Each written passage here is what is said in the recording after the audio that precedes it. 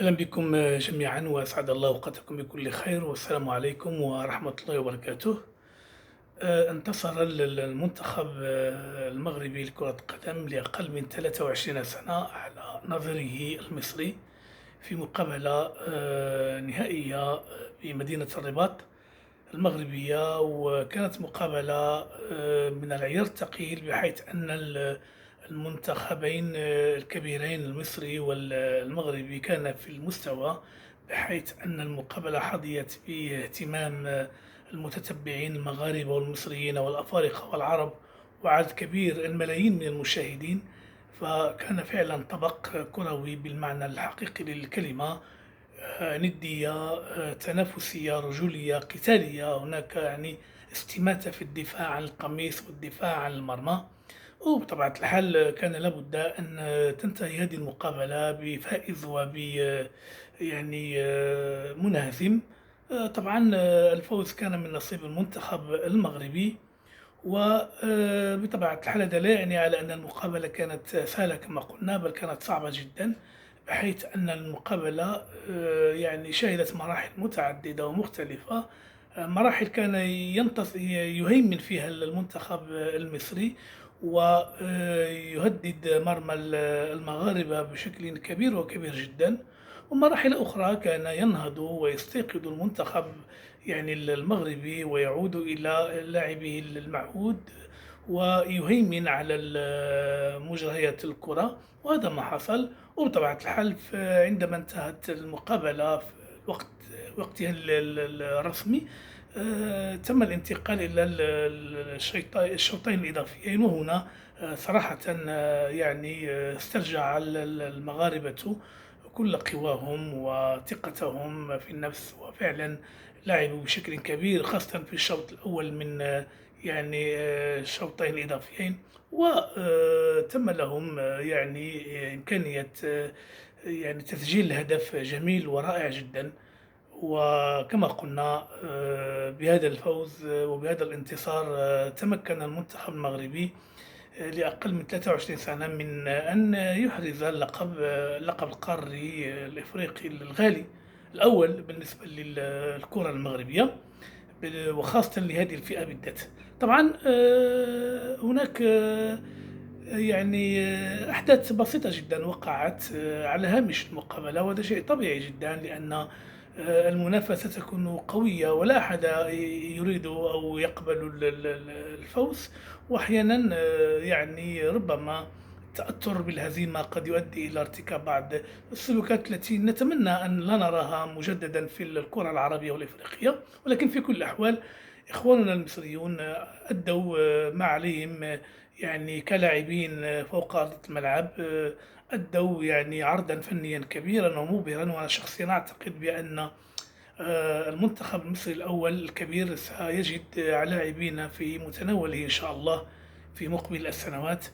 وكذلك المنتخب المغربي بدوره الكبير سيجد لاعبين كذلك يعني كثيرين ولهم باع في اللعبة الكروية إن شاء الله في مقبل السنوات من خلال هذا المنتخب الأولمبي.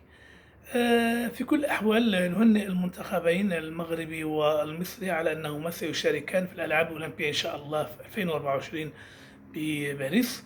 وإلى هنا يكون كل شيء قد قيل، والمقابلة انتهت مثل ما انتهت باقي المقابلات الأخرى، وأن العلاقة المغربية المصرية ستظل كما كانت دائما، علاقة تقوم على المودة الأخوة والتضامن، وكذلك العمل المشترك.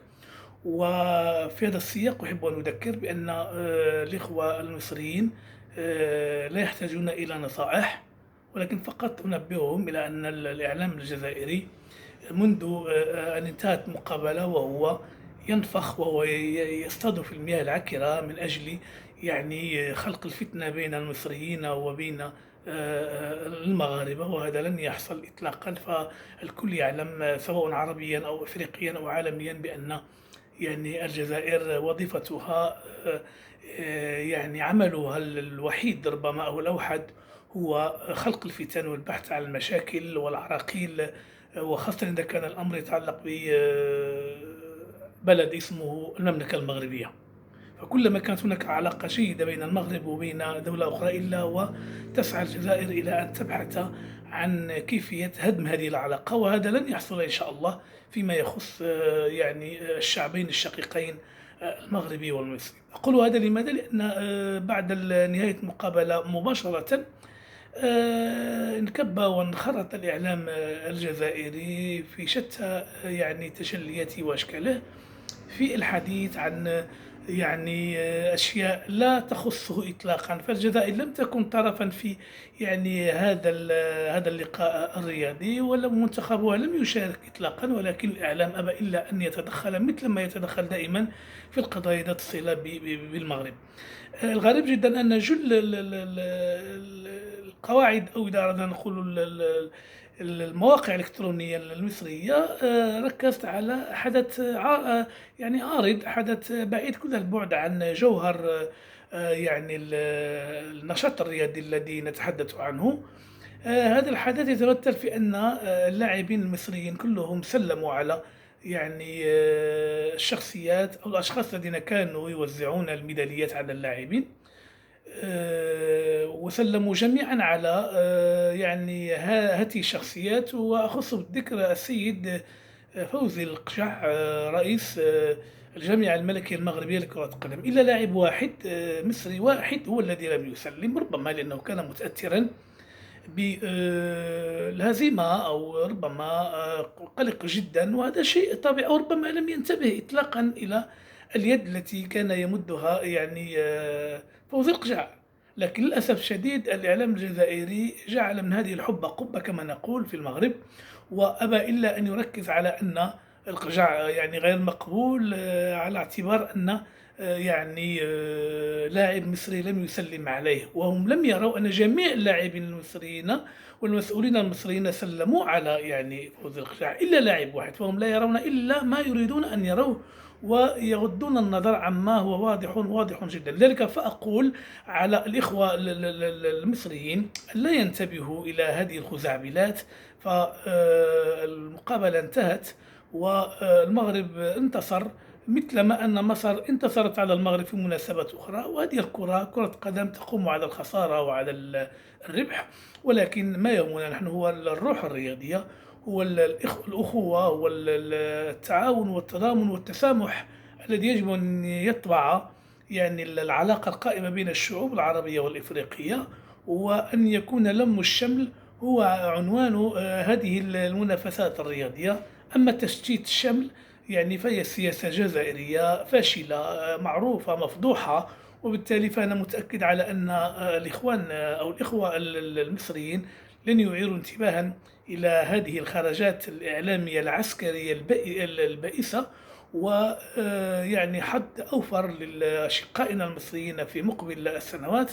وهنيئا للمنتخب المغربي على هذه الكأس الغالية جدا، وإلى أن نلتقي في فرصة أخرى. دمتم في أمان الله، والسلام عليكم ورحمة الله وبركاته.